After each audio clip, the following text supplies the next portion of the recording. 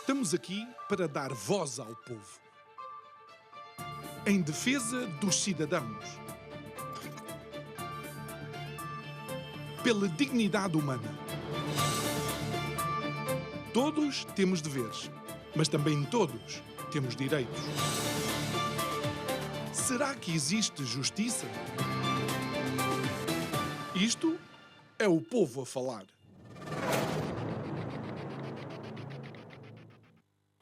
Olá, boa noite e bem-vindo a mais um Isto é o Povo a Falar. O meu nome é João Nuno Pinto e se nos acompanha desde o início desta semana, que marca o regresso do programa depois de um merecido período de férias, estamos a fazer uma retrospectiva do ano de 2023, tendo também, obviamente, os nossos olhos colocados no ano que agora começa, muito especialmente num momento que poderá ser decisivo para o país, e estou a falar das eleições legislativas de março deste ano.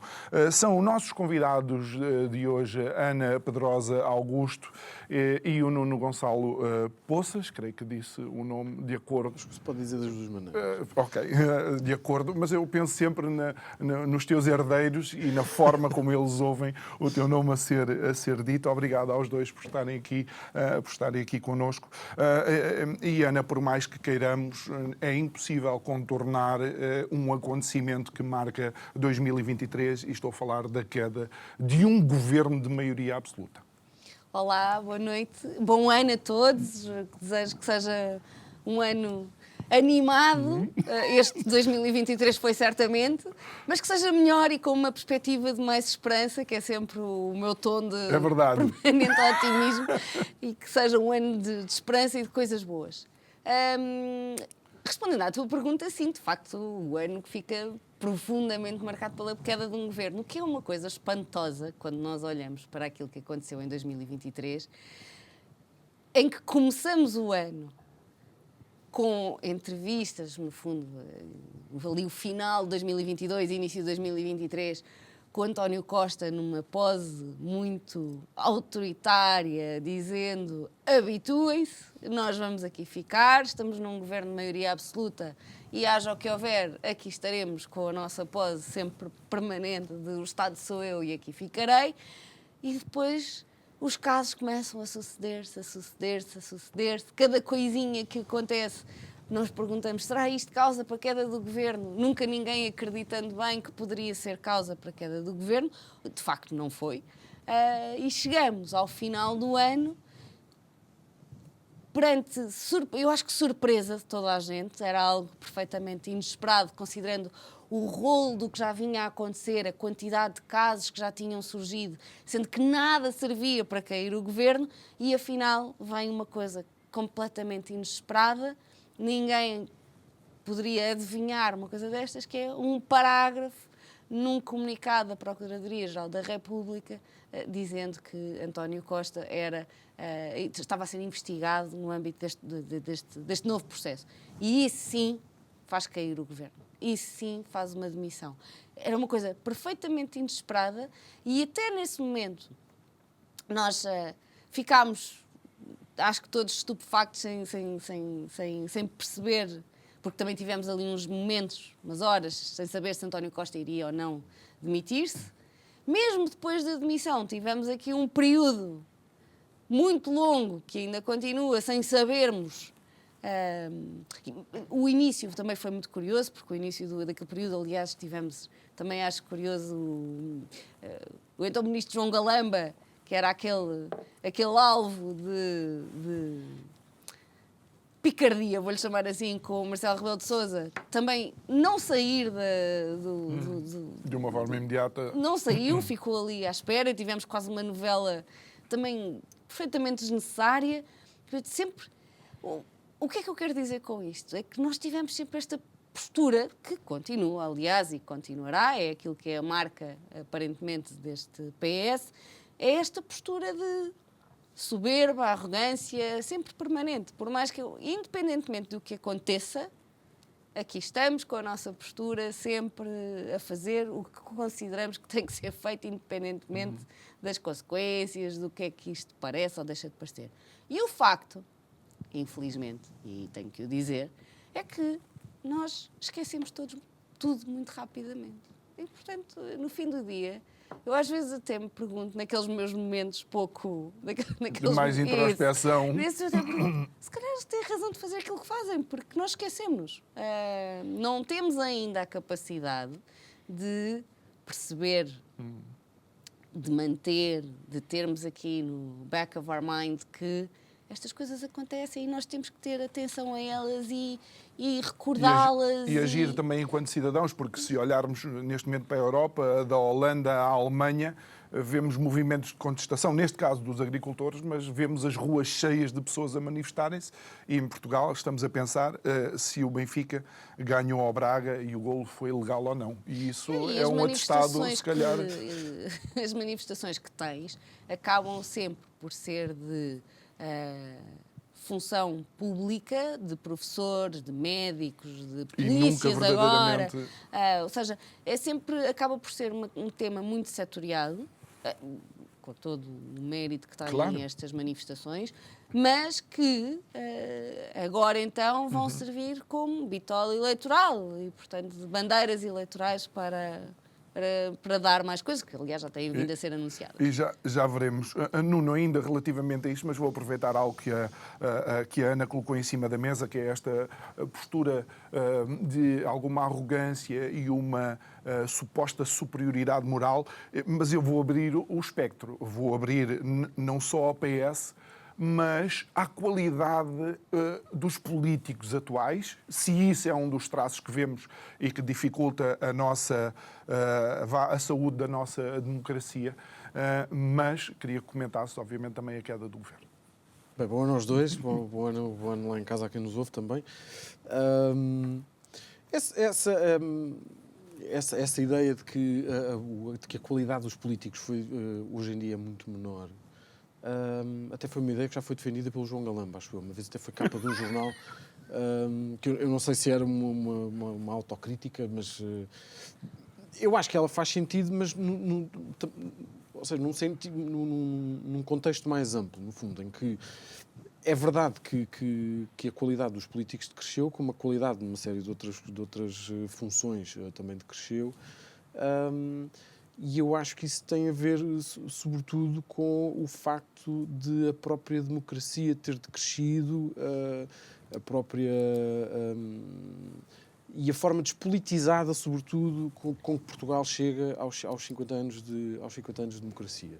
Ou aos 50 anos de 25 de Abril, para ser mais correto. E eu acho que esse é um fator muito, muito importante e é talvez uma coisa interessante analisar, até porque... a situação que nós estamos a viver e a expressão situação aqui neste caso eu acho que é especialmente bem aplicada, porque no fundo era aquilo de que se falava no período mais ou menos semelhante do Estado Novo, ou seja, próximo dos 50 anos. Ali já no final da década de 60, princípio da década de 70, quando se falava da situação e do situacionismo do regime, e fazendo aqui o paralelo com aquilo que era a oposição na altura, não é? E eu acho que nós estamos mais ou menos no mesmo estado de coisas, ou seja, com um país altamente despolitizado e desinteressado daquilo que é a participação política, mais ou menos desinteressado daquilo que é a perspectiva do seu próprio futuro, sendo certo que, apesar de tudo, eu acho que no final do Estado Novo havia, de facto, uma série de causas que unia mais o país e que era, no fundo, a guerra colonial, porque, enfim, quase toda a gente tinha, pelo menos, quase todos os lares tinham, pelo menos, alguém em casa ou alguém muito próximo que tinha ido para o ultramar. Ou familiares lá a viver. E, no fundo, tudo isso no fundo, unia, de alguma maneira, o país na expectativa de uma mudança. Não acho que... Estou-me aqui a afastar um bocadinho do tema, mas não acho, por exemplo, que o país naquela altura tivesse um grande anseio pela liberdade e pela democracia. Acho que era um bocadinho indiferente. Quer dizer, 30 dias antes do 25 de Abril ter acontecido, o professor Marcelo Caetano foi aclamado e ovacionado no estado de Alvalade. Portanto, enfim, são outros 500. Mas eu acho que o paralelismo pode ser feito só nesta medida. Pelo situacionismo, pela segunda geração do regime que se acomodou a ele e que o deu por garantido, pela falta de perspectiva de futuro, por grandes massas de comunidades imigrantes, embora em escalas e de naturezas diferentes daquilo que existia nos anos 60, um país altamente despolitizado e desinteressado, e isto, no fundo, eu acho que pode gerar aqui algum impasse, sendo certo que, quer dizer, o contexto hoje é completamente diferente, nós estamos na União Europeia, o próprio contexto internacional é diferente, o contexto económico é diferente, o contexto social é diferente, a preparação das pessoas também é diferente e a predisposição das pessoas também é diferente. Isto no sentido em que eu duvido muito que venha a acontecer algum tipo de ruptura como aconteceu em 74. Mas acho que essa ruptura será inevitável dar-se, mais cedo ou mais tarde, de alguma forma. E por uma razão muito simples, porque eu acho que o regime, e é por isso que eu faço esta comparação e trago o conceito do situacionismo para isto, é porque o regime chegou o impasse é provocado pela falta de alternativa. E a falta de alternativa, ao mesmo tempo, também não é procurada necessariamente pelo eleitorado. E quando não há alternativas, Portugal tem sistematicamente incorrido nisto, que é por falta de alternativas, acaba sempre por cair numa situação de ruptura. E essas situações de ruptura, depois, no fundo, é quase como baralhar para voltar a dar, no fundo, não é? E eu acho que é possível que isso venha a acontecer, quer dizer, não será em 2024, 2024 é um ano de várias eleições, são eleições importantes, até no mundo, daqui a 3 dias há eleições em Taiwan e são eleições importantes, há eleições nos Estados Unidos, há eleições na Índia, há a eleição para o Parlamento Europeu, que é importante para a Europa, embora em Portugal nós não tínhamos o péssimo hábito. É o maior nível de abstenção. Tínhamos o péssimo hábito de achar que aquilo não interessa para nada, porque no fundo o Parlamento Europeu funciona para os políticos portugueses e para o eleitorado português quase como uma espécie de reforma dourada de políticos no ativo. Mas 2024 será um ano importante porque tem este momento eleitoral agora daqui a 2 meses, mais ou menos. Mas não é o ano de todas as decisões. Não é? Ou seja, eu acho que vão acontecer determinadas coisas que acabarão por corresponder a isto tudo que eu estava a dizer. Ou seja, o Portugal cairá naturalmente numa situação de ruptura. Antecipas mais dores? Sim, mas eu não tenho dúvidas nenhumas sobre isso. Bem, temos aqui 2 pessoas com uma perspectiva diferente, mas relativamente... Eu sou um bocadinho pessimista, porque eu sigo aquele princípio do Milor Fernandes, que é o pessimista fica sempre feliz, fica feliz quando acerta e quando erra. E portanto, eu gosto de me salvaguardar assim. Mas eu guardo sempre aqui uma resta de otimismo e acho que gostava que as coisas corressem de outra maneira e esforço minimamente por isso. Eu sou sempre otimista. Não invalida que eu não seja realista. Exatamente. E eu acabei de dizer que eu acho que o que vai acontecer é manter-nos exatamente nos mesmos moldes. E ainda relação, e já vamos perspectivar até 2024, o Nuno que saltou do princípio para o fim, mas depois vamos ter que voltar a esta análise na parte final. A ação de Marcelo Rebelo de Sousa acaba por ser também importante, porque ficámos todos sem perceber se o governo tinha caído ou se tinha ficado a flutuar, podendo continuar a trabalhar, sendo que depois Marcelo acaba também por marcar 2022 por causa das gêmeas luso-brasileiras. Há uma coisa que para mim marca muito 2023. É um reconhecimento, isto é algo que tem vindo a acontecer desde sempre, mas é um profundo e imediato e aquela coisa que nos bate mesmo na cara, que é um descrédito profundo nas instituições. Eu gosto muito do conceito de instituições, porque são elas que fazem com que nós estejamos aqui todos juntos, com que nós vivamos em sociedade, com que nós vivamos em comunidade, com que nós tenhamos objetivos, visões comuns enquanto sociedade e que saibamos onde é que queremos ir. E por isso todos nós precisamos de confiar nas instituições. Todos nós precisamos de acreditar que aquilo que fazemos enquanto cidadãos tem reflexo e quando eu digo neste fazemos enquanto cidadãos, estou-me a referir essencialmente ao nosso voto e àquilo que acontece depois com a representação que damos aos deputados, ao governo, a quem nos representa, e queremos acreditar e precisamos de acreditar que isto vai correr bem. Uma das causas que eu acho que é a demonstração de como nós estamos todos desligados daquilo que é a atividade política, porque é que consideramos que somos todos piores em termos de qualidade, é porque nós deixamos de acreditar nas instituições. E acho que deixamos de acreditar nas instituições por vários motivos.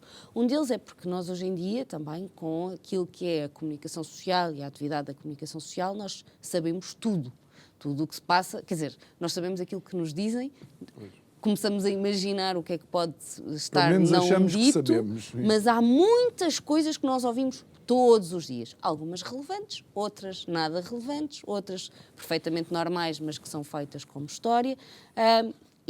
O que é certo é que todos os dias nós temos qualquer coisa a minar a nossa confiança. Coisas que estão certas, coisas que não estão certas. Portanto, e aqui depois entraríamos naquelas conversas do fake news, o que é certo, o que é que não é certo, mas esse era todo um outro tema. E, portanto, nesse campo, nós todos os dias temos a nossa confiança minada. E é difícil. E depois, ao mesmo tempo, temos a concretização da atuação dos nossos representantes que, fora os casos que têm que ser comprovados devidamente, naturalmente, pela Justiça, minam então mesmo a confiança nas instituições. E nesse campo das instituições, o que é que eu quero dizer com isto? Nós não confiamos na Justiça, nós não confiamos na educação, nós não confiamos na saúde, nós não confiamos, e agora passo para o Governo, nós não confiamos em Presidente da República. Que ainda era de todas, estou a pôr tudo no mesmo bolo, mas de tudo aquilo a que nós podemos chamar instituição, ainda era aquele mais resguardado, mais salvaguardado na imagem dos portugueses. E por isso acabou por ter, não sei se bem ou mal, porque é um caso que eu acho, confesso, o caso das gêmeas, eu ainda hoje não o compreendo, não compreendi, ainda nem sei bem do que é que estamos a falar, confesso, acho que as explicações não estão dadas, acho que há muitas dúvidas sobre tudo, não sei se era necessário, se era desnecessário, mas fez toda uma novela à volta disto, não sei se para minar também a réstia de confiança que existia nesta instituição. E o papel de Marcelo Rebelo de Sousa aqui acaba por ficar ele próprio também um bocadinho cansado. Se bem que, relativamente a este ponto do caso das gêmeas, eu acho que nós, no fim do dia, pensamos sempre, se fosse o meu filho, fazia a mesma coisa. Independentemente do que é que tenha acontecido e do que é que tenha sido o caso, o que é certo é que, em temas de saúde, com crianças, as pessoas põem-se muito nos pés, no lugar de terceiros e, portanto, não veem isto como casos que sejam especialmente difíceis ou que possam justificar uma desconfiança no Presidente da República. Foi ali uma tentativa de minar essa confiança, mas ela continua, acho que lá, absolutamente inabalável. Eu entendo, mas se tivéssemos a melhor saúde do mundo, provavelmente não estaríamos a questionar isso. Bem, isso então levar-nos-ia a todo um outro tema sobre a discussão da saúde. Mas é evidente, o que eu quero dizer com isto é, apesar de toda a atuação de Marcelo Rebelo de Sousa, que sempre teve... que sempre lhe foi assacada um levar do governo ao colo, sempre teve esse ónus em cima dele, sim. Tentou de alguma maneira agora, no final, mudar um bocadinho a agulha. Só que depois, com o tema, e isto agora é a minha opinião em termos daquilo que aconteceu, depois naquilo que foi a concretização do que seria, supostamente só com o tema do Orçamento do Estado, acabou por deixar isto aqui a marinar durante tanto tempo não vi razão objetiva, clara, suficiente para isto, e isso confesso que me deixou um bocadinho desconfortável, porque eu acho que é péssimo para o país nós termos 5 meses em que vamos estar aqui todos a atirar farpas, agulhas e a discutir para eleições em vez de fazer. E eu acho isso gravíssimo e acho que isso era uma coisa que era perfeitamente... Que campanha nos espera também, que é interessante. Nuno, falando de Marcelo Rebelo de Sousa e da ação de Marcelo, primeiro contextualizando aquilo que foi o primeiro mandato, depois o mandato atual, depois a situação das gêmeas. Eu não estou a culpar ninguém, eu tenho a certeza absoluta que se o meu pai e a minha mãe tivessem que fazer uma conferência de imprensa para dizer alguma coisa minha, jamais diriam o jornalista João Nuno, diriam o meu nome ou mesmo o meu filho. Talvez. Eu tenho Talvez não, os meus pais, de não, certeza, sim, eu garanto. sim. Eu tenho sempre algum receio de falar do professor Marcelo, porque tenho medo de dizer coisas que depois me posso arrepender. Mas eu acho que ao fim destes... faz agora 8 anos, salvo erro. Eu acho que as pessoas finalmente começam a perceber que presidente escolheram. Não é? Eu consigo compreender que em 2016, depois de 10 anos de professor Cavaco na presidência, e sobretudo depois dos anos da Troika, do ajustamento, as pessoas estavam muito cansadas e muito zangadas e não sei o quê, que as pessoas sentissem alguma necessidade de descomprimir, não é? O professor Marcelo, na altura, chamou-lhe a descrispação. E, na altura, quando não se importava de trazer a família para a política, acho que até disse que foi um neto que tinha inventado a expressão. A questão é que os primeiros 5 anos de descrispação não foram 5 anos de descrispação. Foi uma bandalheira total. E foi, sobretudo, a banalização, a desvalorização daquilo que era o cargo de Presidente da República. Eu lembro que o ano passado, em 2023, há uma entrevista, não sei se numa daquelas vezes em que está na rua a beber copos de penalti ou a nadar ou encher a boca com bolas de Berlim, se foi uma coisa um bocadinho mais formal. Mas um jornalista qualquer, perguntou ao Presidente o que é que ele achava que seria o legado dele. E a resposta foi que o legado dele seria o facto de ter estado próximo dos portugueses. E bem, eu lembro-me disto porque eu fiquei tão impressionado com aquela resposta, porque o legado de um Presidente da República não é o mesmo legado de um animal de companhia. O professor Marcelo é Presidente da República, não é o melhor amigo dos portugueses. E isto não é um legado político e não é um legado institucional, como a Ana falava há pouco. Quer dizer, isto é a sensação de que estes anos de Presidência da República serviram não tanto para descomprimir politicamente, mas para nos entreter um bocadinho. E que nós passámos a ter um performer na Presidência da República.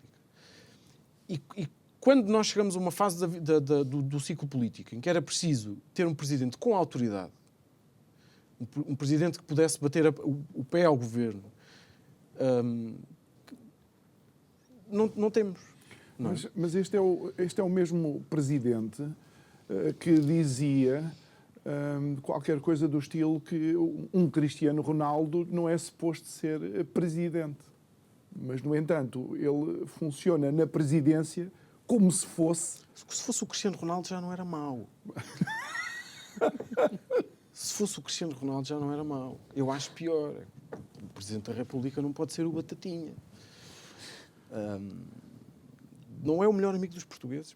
O Cristiano Ronaldo, apesar de tudo, se calhar seria um bocadinho mais... Ou podia levar pelo menos o desempenho da função um bocadinho mais a sério. A questão não é essa. Eu acho que há aqui e pegando há bocadinho naquilo que a Ana estava a dizer relativamente à questão das instituições. Nós, em Portugal, nestes últimos 50 anos, partimos sempre deste princípio. as pessoas são todas sérias, sobretudo as pessoas que andam à volta do círculo do poder económico, social, político, etc. Mas, no fundo, todas as pessoas, aquilo que agora vulgarmente se chama a bolha, as pessoas são todas sérias. E, portanto, nós partimos do princípio que as pessoas são sérias para, a partir daí, julgar que as instituições são sérias por si, porque nós não precisamos de duvidar de ninguém, não precisamos de mecanismos de controle, não precisamos de duvidar. Quando em democracia funciona precisamente ao contrário, ou seja, nós devemos partir do princípio de que as pessoas são todas corrompíveis, são todas humanas e, portanto, que têm falhas, para, com isso, criar instituições de facto fortes. A Presidência da República é um caso um bocadinho excepcional, porque naturalmente tem um peso institucional do cargo por si, mas depende muito da pessoa que o ocupa. E nós tivemos vários presidentes, cada um deles teve a sua forma de exercício da presidência, mas eu acho que até agora ninguém tinha sentido alguma vez que tinha tido um mau Presidente da República, ou alguém que tivesse desempenhado a presidência de uma forma não séria e que não tivesse oferecido ao lugar, ou seja, no fundo tinha sido ali uma troca mútua. Todas as pessoas que exerceram o cargo de Presidente da República ofereceram alguma dignidade ao lugar. E nunca precisaram do lugar para terem elas próprias dignidade. E neste caso não foi isso que aconteceu. Foi ao contrário. Houve uma desvalorização daquilo que é o papel do Presidente da República, houve uma diminuição da indignidade da instituição. E, portanto, até falando agora um bocadinho para o futuro, vai haver presidenciais não este ano, mas 2026, salvo erro. E eu temo qual será o critério dos portugueses agora para Presidente da República. Porque eu acho que depois de 10 anos de Marcelo Rebelo de Sousa, vale tudo. Vale tudo. Imaginemos que em 2016, quando o Tino de Rãs era candidato, e eu lembro-me de falar isto com muita gente, que as pessoas dizem, o Tino de Rãs não fará isto, não fará aquilo, não fará não sei o quê. Quer dizer, a partir de agora, se nós tivermos uma pessoa qualquer que diga em 2026, na campanha, pode dizer, eu posso agora trocar de calções e andar de cuecas e passar a vida e a comentar assuntos de política importante de tronco nu e coisas do género. E falar sobre todos os temas a toda a hora, tratar as pessoas até às vezes com alguma indignidade. Já não falo só da senhora do Dakota, que é a senhora do Canadá. Aí há 2 semanas houve uma senhora um bocadinho mais forte que sentou numa cadeira e o Presidente da República, é que não é o professor Marcelo da televisão, o Presidente da República olhou para ela e disse, veja lá, não parta a cadeira. Nós estamos neste grau, quer dizer, isto é a Presidência da República. A partir de agora, quem é que me diz, não podemos votar em um maluquinho qualquer que apareça, porque senão ele ainda começa a trocar os calções na praia. Não, mas espera aí, isso já aconteceu. Pronto, já percebi, ele estava a ser irónico. Ana, podíamos ficar aqui o resto do programa nesta situação, mas eu quero voltar àquilo que é o pós-apresentação de demissão do Governo. É muito raro ouvir críticas ao Ministério Público quando fazem investigações sobre tráfico de droga, quando fazem investigações sobre violência doméstica, mas assim que o Ministério Público age contra partidos políticos governantes, aparece sempre uma panóplia de comentadores a falarem sobre a instrumentalização do Ministério Público. Como é que tu lestes estas críticas imediatas à ação do Ministério Público? Primeiro, porque são fáceis. É aquilo que é uma coisa que é fácil de fazer. Segundo, é vendável. Pronto. Ou seja, são coisas que tu vais vendo como é que eu digo as coisas. Eu tenho sempre muita dificuldade em falar do que não conheço bem, do que não sei bem, de como é que são as investigações, de como é que deixam de ser. Ouço muitas coisas sobre o Ministério Público. Profissionalmente, acho que tenho, vou dizer, quase o privilégio de não ter que lidar com isso, porque não é a minha área de trabalho, portanto não consigo ter uma avaliação própria, imediata, com conhecimento de causa daquilo que é a atividade do Ministério Público. Acho que é fácil construir as teorias da instrumentalização, parecem de facto reais, são credíveis, é uma coisa perfeitamente credível. Pegando naquilo que estava a dizer há bocadinho, que estavas a dizer há pouco, que é, de facto, nós assumimos que as pessoas são todas dignas, corretas, incorrompíveis, estão todas a fazer corretamente o seu trabalho. Infelizmente temos muitos casos conhecidos de não ser esse o caso. Eu acho que nós partimos desse princípio, desculpa, sim. acho que partimos desse princípio também porque normalmente elas são amigas de quem as escolhe. Pois. Pode ser um problema. Eu sou mais ingênua. Isso pode ser um Eu problema. acredito mesmo que as pessoas fazem as coisas como deve ser. Mas Porque eu tenho provavelmente- este grau de Mas ingenuidade. é até mesmo. deixarem de fazer, mas por isso é que as Mas instituições têm que ser fortes o E suficiente. tens não é? razão nisso. É aquilo que estavas a dizer das instituições, mas é que provavelmente tu lês as outras pessoas de acordo com a tua própria ação. É não humano. Eu não estou a dizer Tu isto. és Claro. uma pessoa séria e ética, provavelmente esperas que os outros sejam também. Vou-lhe chamar, é um grave defeito de atuação, mas de facto tenho, mas também é por isso que eu tenho a profissão que tenho, é que eu acredito que as pessoas agem, são inocentes até prova em contrário, e portanto eu tenho muita dificuldade em falar em instrumentalizações ou teorias de conspiração deste género, e não que seja particular defensora do Ministério Público ou da atuação do Ministério Público, que muitas vezes eu acho que é profundamente desproporcionada, mas acho que isso também é um problema da justiça e não é um problema do Ministério Público. Eu acho que nós temos um grave problema de justiça e relativamente à atuação da justiça, aos tempos de atuação da justiça, à forma como ela funciona, aquilo que se escolhe perseguir, e aquilo que se escolhe perseguir é político, vem de uma escolha política, e é aquilo que decorre do tempo político, e, portanto, acho que o Ministério Público tanto é preso por ter cão como preso por não ter. É preso por ter cão quando investiga, é preso por ter cão por não ter o cão quando não investiga. Portanto, é difícil. Eu não consigo ter aqui uma posição unânime ou uniforme sobre uma atuação do Ministério Público. Acho que, de facto, há muitos casos em que ela é profundamente desproporcionada e há outros casos em que ela é curta. Mas é evidente, e também acho que é evidente, que quando há situações que justifiquem um interesse nacional, e é isso que nós estamos a falar, de um interesse nacional relevante, a atuação do Ministério Público tem que ser também ela relevante. O princípio da igualdade determina que eu tenho que tratar de forma igual o que é igual e desigual o que é desigual. Portanto, eu tenho que agir em conformidade com cada circunstância. Eu não posso esperar que o Ministério Público haja em relação ao governo, a um político, a um membro de qualquer instituição relevante na nossa vida política, da mesma forma que age se eu fizer uma queixa-crime por alguém que me difamou. Eu não posso esperar uma atuação dessas. Isso não seria minimamente razoável. De facto, há interesses, que é o interesse de todos nós, em ter uma atuação rápida do Ministério Público. Gostava que ela fosse rápida sempre. Sim. Obviamente isso leva-nos ao tal problema da justiça.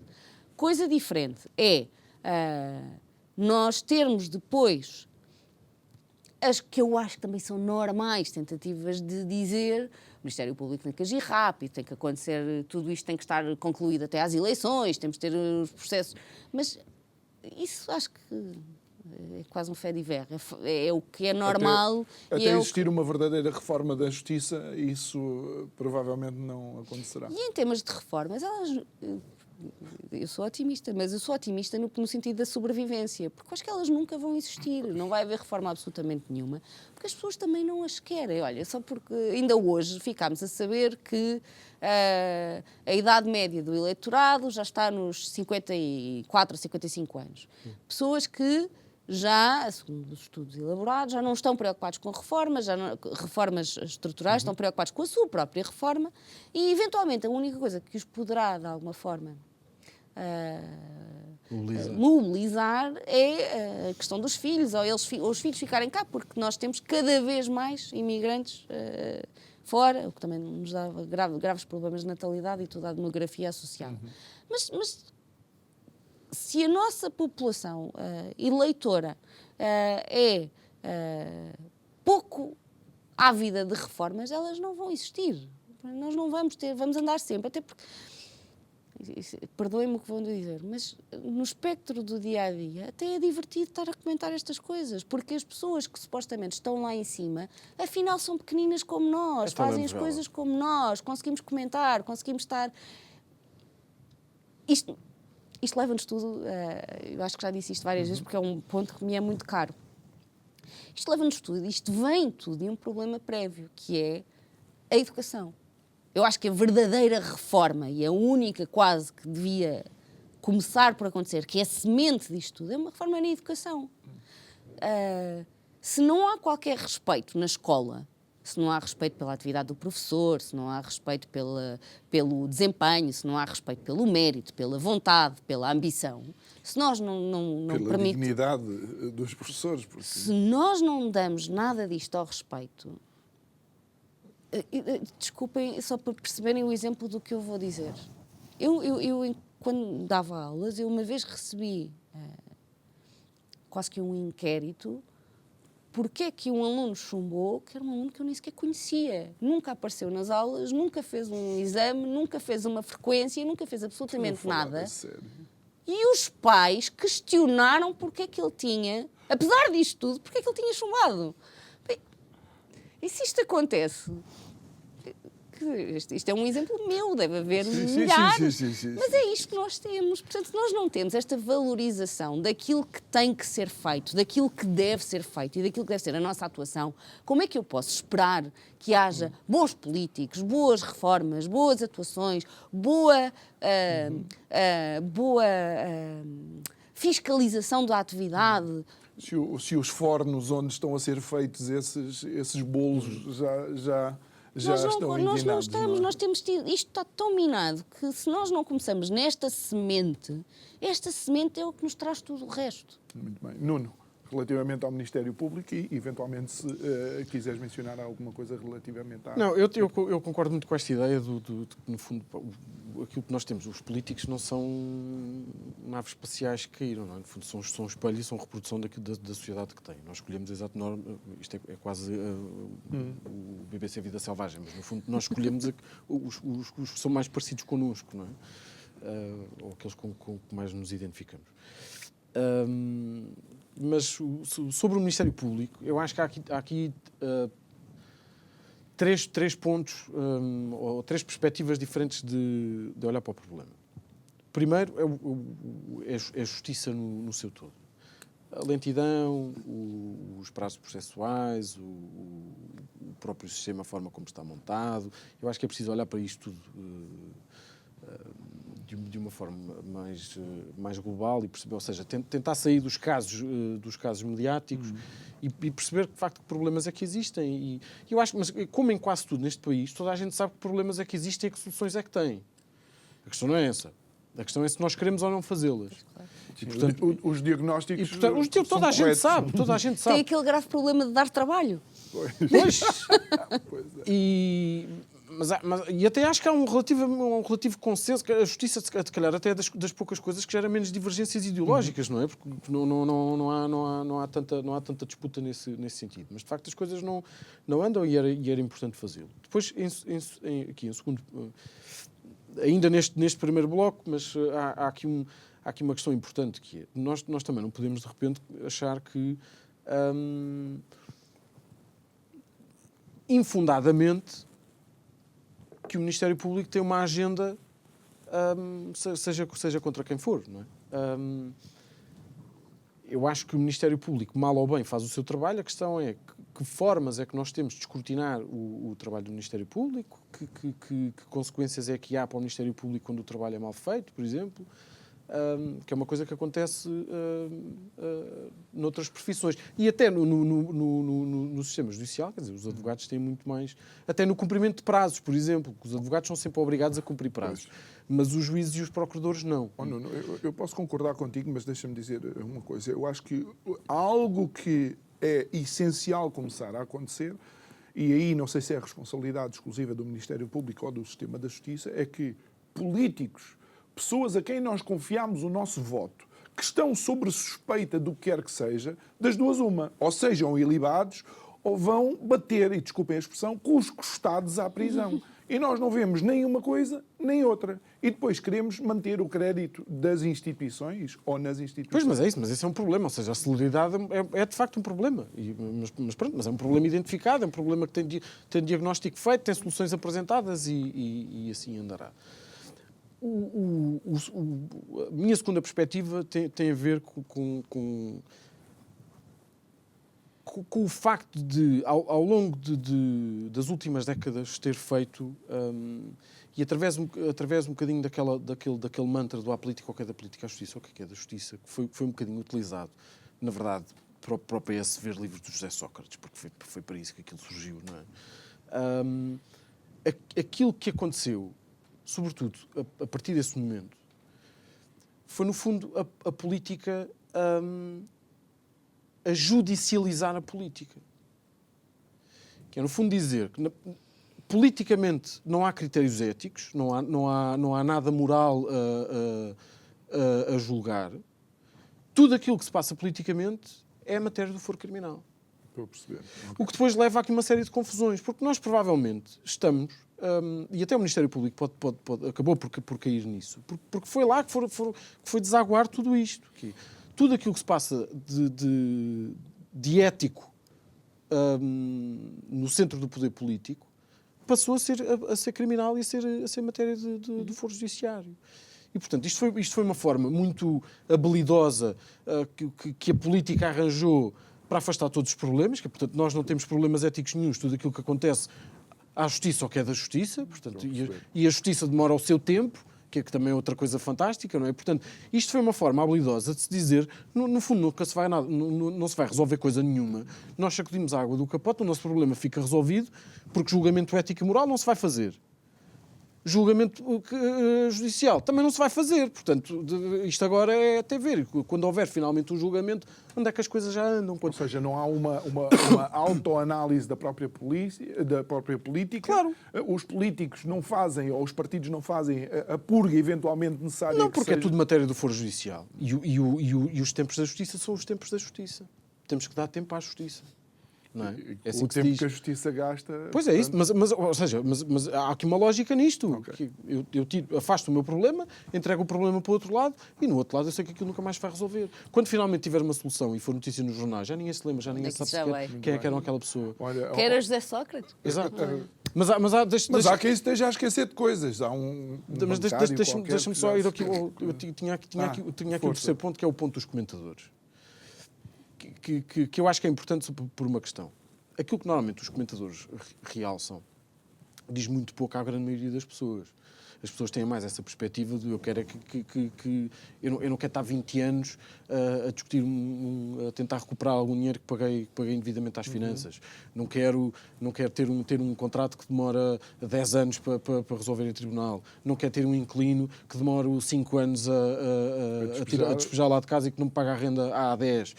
As pessoas estão mais preocupadas com esse tipo de coisas. E depois estão preocupadas também, no fundo, com esta novela da televisão política, não é? Que fazem tudo e não sei quem, nunca são condenados, essas coisas. Ou seja, mas depois, o comentariado, porque no fundo também vive naquela bolha, faz esta coisa fantástica que é: nunca se fala sobre justiça. Nunca.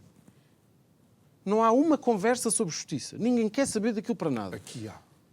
Sim, é verdade. Mas depois, sempre que aparece um político qualquer acusado, que foi alvo de buscas, qualquer coisa, aqui Del Rey que a justiça tem um problema. Parece que a justiça só tem problema quando toca a determinadas pessoas. Eu lembro, mas isto não vem só de agora. Já no caso Casa Pia, quando se falava das quebras ao segredo de justiça, nunca ninguém se levantou para dizer que o Bibi estava a ser vítima das quebras da violação ao segredo de justiça. Não. Eram sempre os outros. Eram sempre os outros.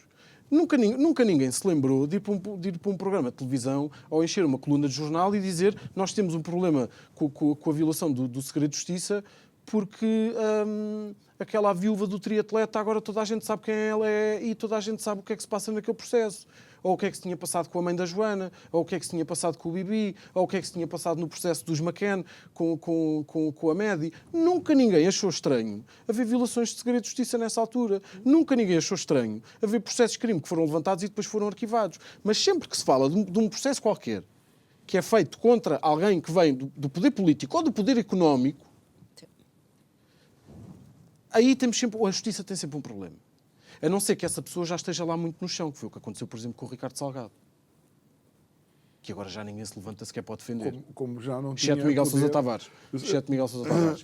Bom, Nuno, como a Ana é uma pessoa mais otimista, ela vai terminar o programa, mas queria-te dar... Isso é tão simpático da tua parte. Queria-te dar... Eu acho bem. Estamos nos últimos 5 Acho minutos, bem. queria-te dar 2 minutos e meio, sensivelmente, se tanto, para perspectivar, então, 2024, com as eleições e o que pode Mas eu acontecer a seguir. fico com o Rapidinho. pessimismo, mas com a pergunta mais difícil de todas. Mas ela depois também tem que responder a isso. Que é o Sim. de prognósticos para o futuro. Prognóstico só no fim, mas, como Nuno, dizia um jogador. Isso é tramado. Estás-me Prognósticos a só pôr no fim, numa exatamente. perspectiva otimista quando estamos a falar de eleições e do É seu porque eu sei que resultado. ela gosta do novo secretário-geral de um determinado partido. Mas força, vai. Não sei, eu acho que há vários cenários em cima da mesa e pode acontecer uma série de coisas, não é? Quer dizer, há cenários mais previsíveis do que outros, ou mais possíveis do que outros.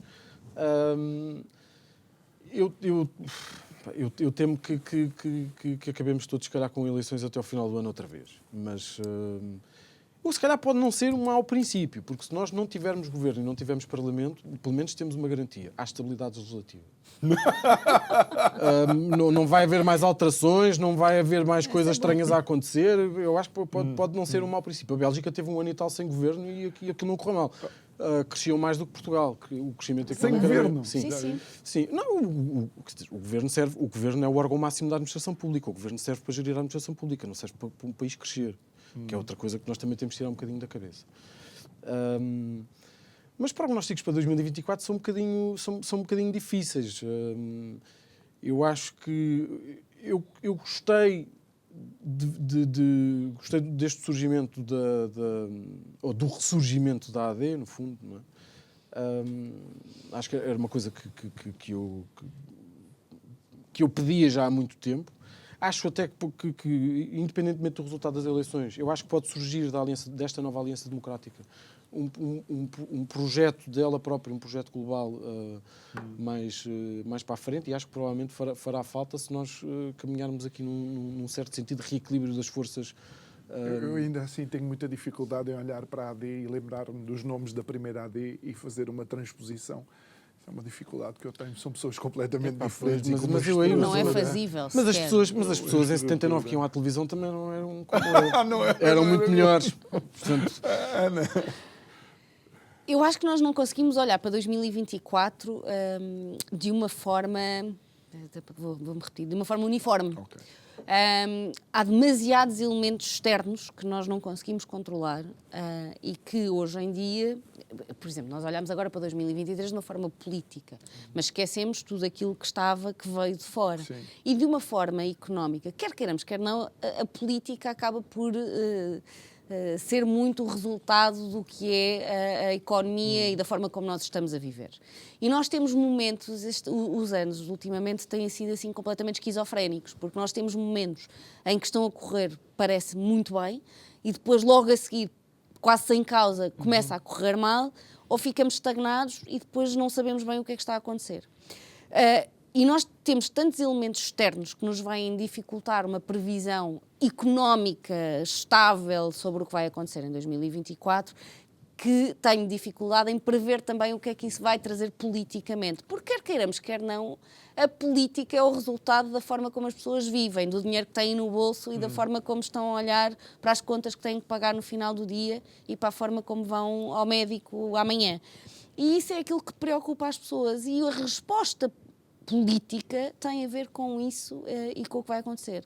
Como, infelizmente, eu acho que as pessoas não têm dinheiro no bolso, não estão muito preocupadas com a saúde e estão muito preocupadas com a forma de pagar as suas contas, e como elas estão cada vez mais dependentes, já dissemos isto tantas vezes, a perspectiva nem económica nem política é particularmente boa. No meu otimismo, acho que temos que continuar a sobreviver e a acreditar que isto vai correr tudo bem, porque nós próprios vamos fazer por nós, e quando fazemos por nós, fazemos por todos. Já não é mau voltar a acordar no dia a seguir, ter a família concordo ao lado com isto. e dizer...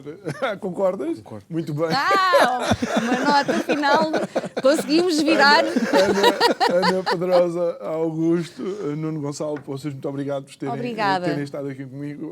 Obrigado. Um bom ano para vocês Um bom e para ano. as vossas famílias. Um bom ano para si também. Olha, terminamos assim esta semana, que foi a semana da volta do Isto é o Povo a Falar, a semana da análise de 2023. Resta-me agradecer e desejar-lhe um ótimo fim de semana. Segunda-feira estamos de volta. Boa noite. Muito obrigado.